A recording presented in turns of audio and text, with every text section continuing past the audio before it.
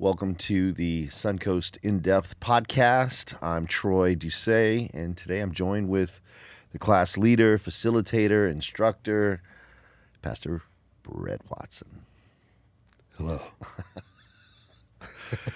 Dude, I was really pumped that you asked me to kind of grill you on some questions for this podcast. You're like, hey, man, take the lead. So it's funny. I was driving in, and I was listening to Wes Wolverson. He's a quantum theorist, but also a philosopher and theologian. So he's this guy. He was on Pete Enns' podcast. And it was really, really interesting, man, because here's this guy who's like at MIT teaching quantum theory, quantum mechanics, entanglement theory. He knows all this stuff. Yeah. But yet has this deep, rich, meaningful, like faith in God, right? And so he was saying some things that I was like, man, I'm going to throw some of this at Brett. Not anything about quantum, but when you... go ahead. Yeah, man. But when it's hard being a polymath. I know, right? But he speaks in really, really, really accessible language. Whereas, a lot of these discussions about the theory of the origin of the cosmos or whatever can get deeply, deeply philosophical and almost unintelligible, especially when debates or, discursives happen. So when you think of like the class that you're leading, this idea of, near-death experiences, right? What happens, it's a big question many people wrestle with. What happens to us when we die, or what happens to the functionality of our biosystem life? My first question to you may be personal, so you don't have to go too much on it, but what incident or event had you really start to contemplate like the authenticity of, man, there could be something to this? Near-death experiences specifically, I don't remember, honestly. I've always had, a kind of what I call spiritual curiosity. I grew up that way and had a lot of freedom in my home to investigate whatever I wanted that way. So near-death experiences were just one of the things that I happened upon. Somewhere in my 20s, I remember looking into some of it once we had, decent access to the internet and that kind of thing. Right. So, I started reading things and watching things on it, and was just kind of blown away by the similarities in the accounts, right?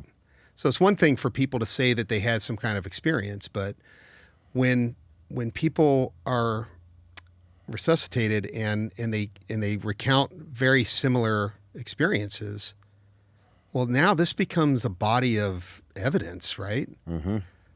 Not scientific in the strictest sense, because you're not going to find volunteers. Right. I'm willing to die and then be revived, but so you can't control experimentation or anything. But the reality is that these testimonies kept coming up, more and more of them, 20th and 21st centuries, because of the technology we have. We're able to revive more people, and so this evidence has been piling up, and it just became really interesting to me. And then about 10 years ago, I did a deep dive into it before I was here at Suncoast, myself and Kevin O'Hara, and we're just further blown away. Yeah. And then while we've been here, just a couple of years ago, we actually had the pleasure of meeting Dr. Raymond Moody, who's the granddaddy of quintessential near-death author experiences. Yeah, right. Yep. And so a lot of it, what you're saying, but even, and this is as a philosopher, philosophy is my first love. David Hume talks about the problem of induction. Like, induction means that you experience an event and you create a set of laws around that experience, right? And that's the scientific method. So his question was, does the scientific method prove itself? It becomes a circular argument. It's like someone who believes in determinism, right? Well, were you determined to be a determinist, right? Yeah. It relies on its own sort of set of evaluations to create its own values. And so it's self-defeating in that way. But what you have with, it seems like, with near-death experiences is you have this plethora of events that have happened that can't give us real quantitative data, maybe in terms of person's age or whatever, but you have a lot of qualitative data that overlap. But besides the experiences within the experience of near death, here's my question. In all of your research, what similarities did these people have in their life prior? Was there any similarities that these people shared in their life before the near-death experience? The only thing I ever saw, I didn't see any similarities that way. It seemed that people came from all walks of life, but you only got a little tiny snapshot of their lives before, like in the books that I've read and some of the documentaries that have come out. So no, it doesn't seem that there were any similarities other than they were just regular people living regular lives and had this experience. Right. And all of them essentially died. All of them had some sort of event which caused the cessation of their life for moments. Almost all of them. There are also cases where people are in a comatose state and they experience similar things too. Right on. Yeah. So for you, what is the most curious overlap of, I don't want to call them coincidences, but like what's the most interesting overlap that you found in all of these cases that surprised you? So of the many, there are many overlaps. There are many common threads that people have in these experiences. But the one that's probably the most interesting to me is what I call the University of Heaven, because if in the cases where people were clinically dead for at least like 10 minutes or more, they often report institutes of learning on the other side.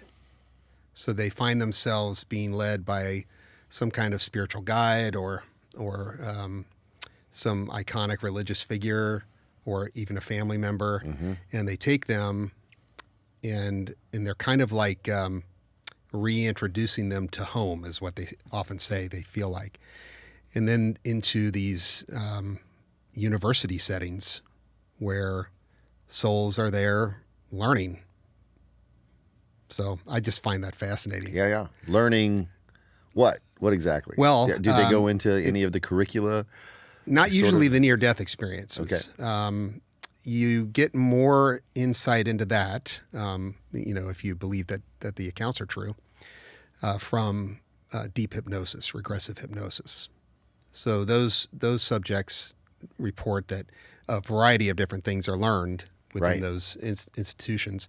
One of the main things is a deeper dive into the life that they just lived and the lessons that should be taken from, so they can revisit those moments in that life, and they can examine, what the impact that they had on others and the impact that was made on them, and grow from that experience and reacquainting themselves with that life and its lessons.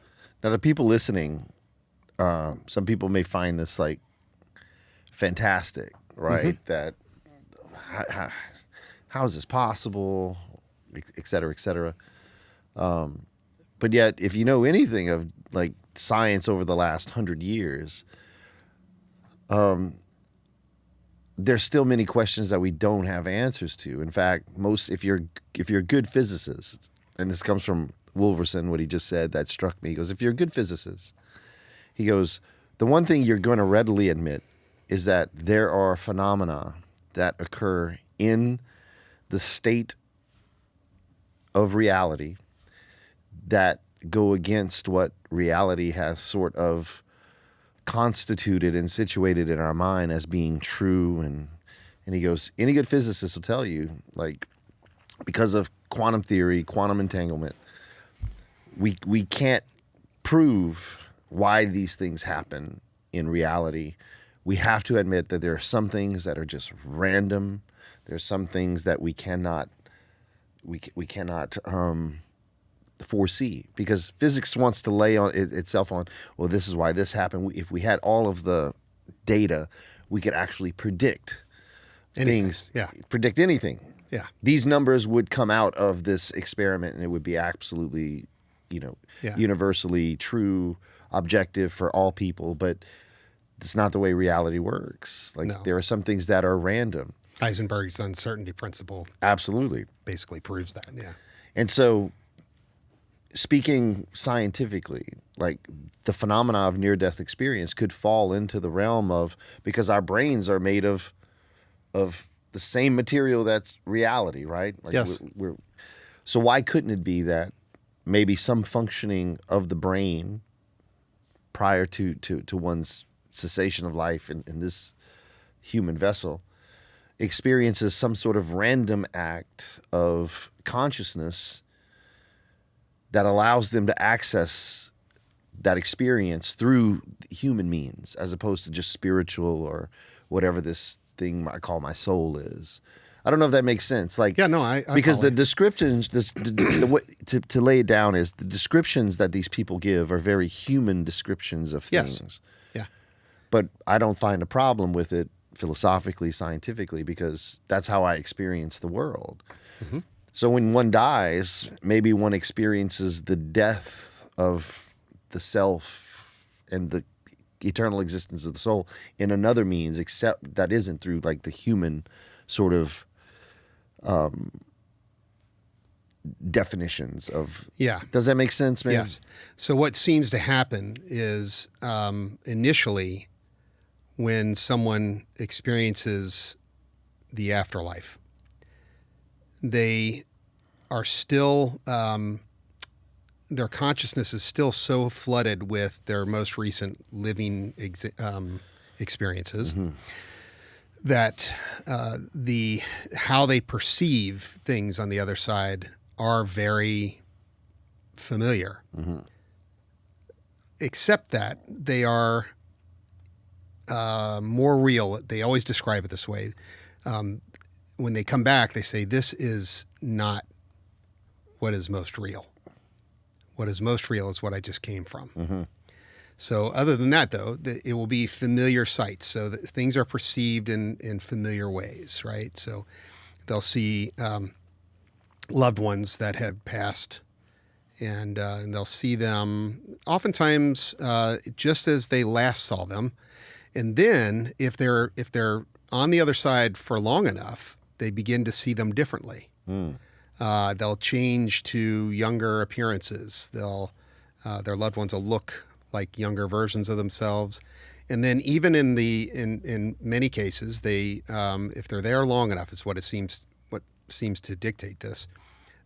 They'll see souls represented as basically orbs of light is the best way they can describe it. Yeah. So what does this do for someone who has like a deep religious or biblical worldview, but they're interested in this? How did those two intersect? What's the intersectionality of theology and this? Is there anything in like any religious text that one would be familiar with that may speak to some sort of event? Yeah, I think it's in 2 Corinthians. Is it? It's where Paul was stoned outside of Ephesus, I think. And he doesn't speak of it as it being himself, which was just kind of a literary device that people used. But he said, I once knew a man who died, and whether in the body or not in the body, I couldn't say, but ascended to the third heaven and heard things that are unspeakable. Right. And saw things that he couldn't describe and that kind of thing. So a lot of scholars look at that and say, this is an account of his near-death experience. Yeah. You know? That is an interesting passage from Paul. Yeah.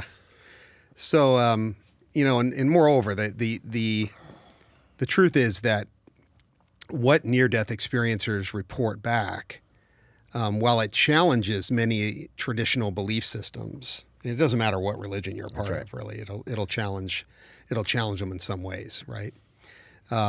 It also affirms many of the things that the world's religions teach us. So I guess, as you were asking me that question, I thought, I don't want people to be afraid to look into these things. Yeah. because it's a unique opportunity in the day and age in which we live to add a much more data-driven force Yeah. to your spiritual belief system, And why wouldn't we do that? Yeah. And yes, it is bound to challenge some of your traditional ideas. And so you will find that you will either run away screaming or you will change your views. Yeah. But the question that I would ask myself is, well, do I want to hold on to things no matter what the evidence? Mm-hmm. Or do I want to base my beliefs on whatever evidence I can have? And the answer to that should be obvious. Yeah. If we want to be people of truth, then we want to pursue the evidence as best we can. And so we're in a unique place, in this day and age because of the technology that we have and because we live in the information age. We have access to all this data. Mm-hmm. And I would highly encourage people to look into it. And I think that no matter what, if your belief systems are challenged, and I think they will be, I do also believe that if you press in and you really research this stuff, you'll find yourself welling with hope. Yeah. About the reality of life after death. That your the being that you are, your consciousness, is not dependent on your biology. Mm-hmm. That's what the evidence suggests. I think strongly. That's pretty awesome, man. Yeah. Yeah. For me, it's as someone who is a philosopher. Most of the relationship between one's religious beliefs, faith, however you want to describe it, and science has always been one of contention, right? It's always been in this contentious science, and for me, that it's never been that way. No, me either. A lot of my work has always been to write about like the overlap, right? That we're not in what Heidegger would call like this Auseinandersetzung. It's not this fierce contention. But the fact is, science attempts to answer certain questions about the nature of reality, whereas religion, philosophy attempt to answer other questions, which I would probably say are bigger questions. Mm-hmm. Because there seems to be something inside the human mind that wants and desires for a particular reason to believe that this goes on in some form or fashion beyond this form. It's not universal, but it is the question of what happens to us when we die. And you're a specialist in religion. What religion do you think has a doctrinal position that's really close to the evidence that's coming about around these days with near-death experience? Is there one religion in particular that? Not really. The way that each of these religions are challenged is different because, for example, Eastern religion and philosophy is different from Western, right? So Judaism, Christianity, and Islam, there are a lot of differences there between them and Hinduism, Buddhism, Taoism, right? And so the way that these experiences and the data that we derive from them challenges each of those is a little different from the other. So I can't say that any one of them is closest to what these experiences describe, closer than the others. They're just some are closer in this way and others are closer in that way. Yeah. So it's almost like there's a better sense of the whole when you bring them together. Yeah. That would have been my sort of, because I haven't read as much as you have. I've only read a couple of books on near-death experience. But it seems as though the more you kind of dig into this, the more you read from these people like Dr. Moody, the person who wrote Many Lives, Many Masters. Brian Weiss, but that's hypnotism, yeah. Hypnotism. Yeah. You kind of take these guys as like legitimate scientists. Like they're legitimately trying to pool information, data, and describe the best outcome.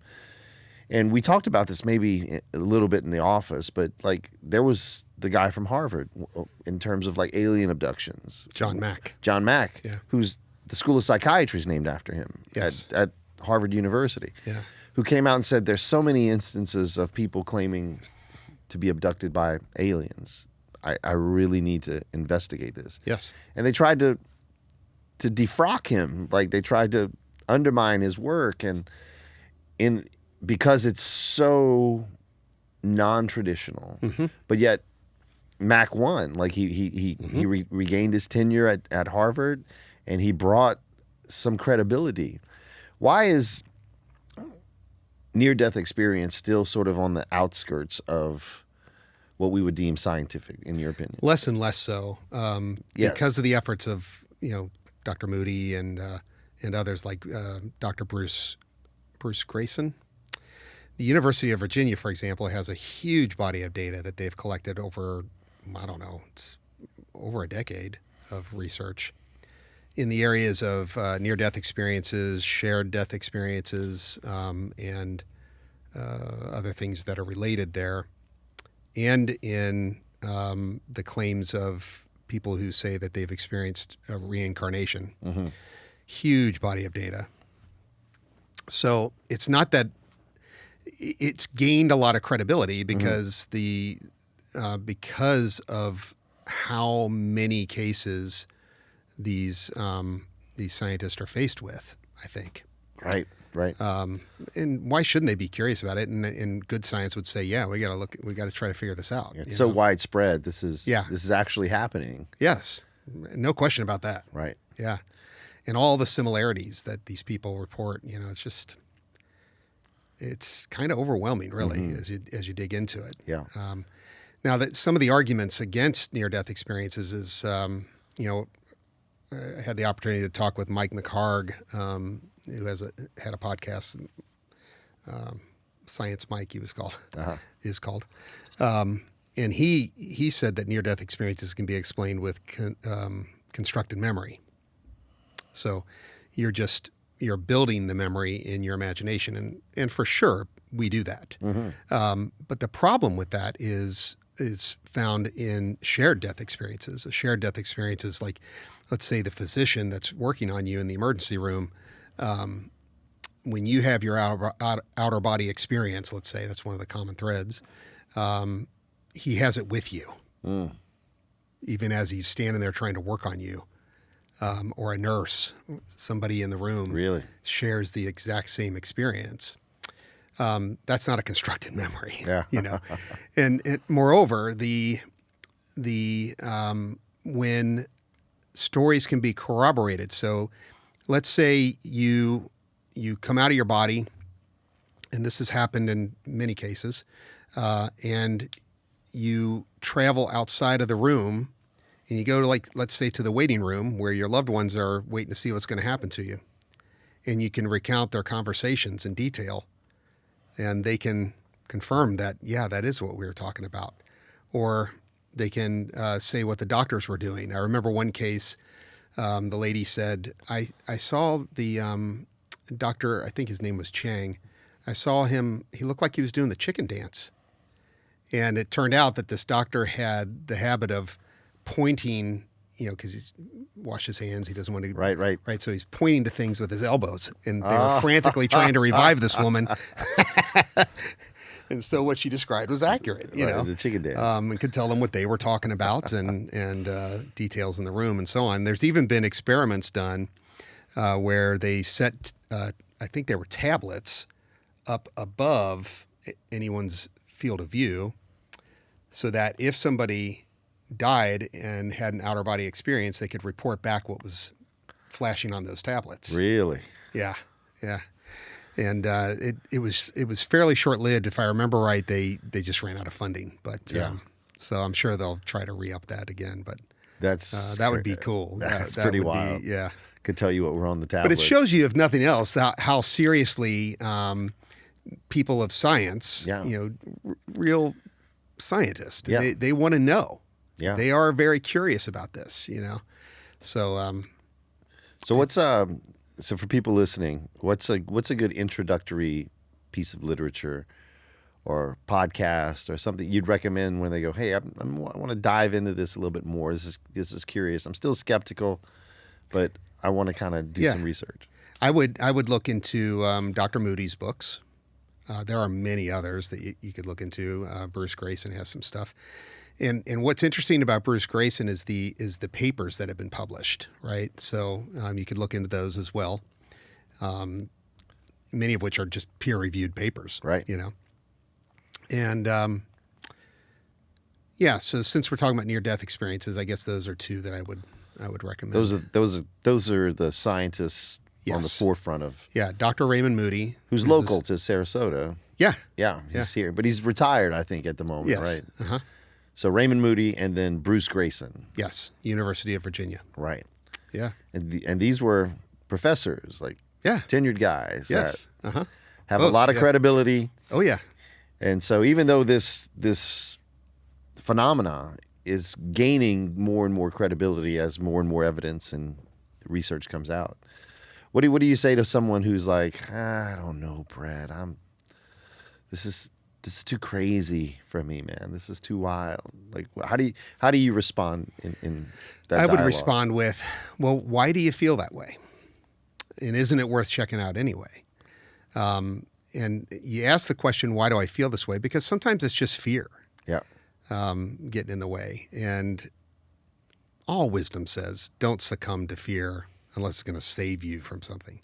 But really to kind of meditate, contemplate your fear and press past it with this issue. You're not in immediate danger. And it is what it is. Yeah. Truth doesn't go away because we don't like it, right? That's right. So I would just encourage them to take courage and dive into the material and be blown away. Excellent, man. Because at the end of the day, what do we want? We want to live forever, right? That's right. And that's kind of the human condition. Yeah. And I think what this does is it provides evidence like we've never had before that this is what actually happens. We do go on. And so this is what you talk about in the class, soulistic, right? Yes. And so is there a text you guys are using for the course? No, nothing in particular. It's just kind of I've laid out a kind of summary of the data from near-death experiences, regressive hypnosis, and a little bit from psychedelic therapy because of the common threads between those three bodies of research. Right. Yeah. And so you're meeting on Thursday nights? Yep. 7:00 in the AC, or it's the youth hall as they call it? Yeah, the youth hall for the next two classes, and then we'll be back in the main auditorium for after that. Excellent, man. Yeah. Well, Come on out. Yeah, man. Come check it out. It's fun. What's on the docket for tonight? What are you hitting tonight? Well, tonight I'll be further summarizing all this stuff and showing a couple of case studies. One is a really wild near-death experience, and the other is a case study from a hypnosis subject. Awesome, man. Yeah. Come check it out. It's going to be Thanks, fun. Brett. Thanks, man.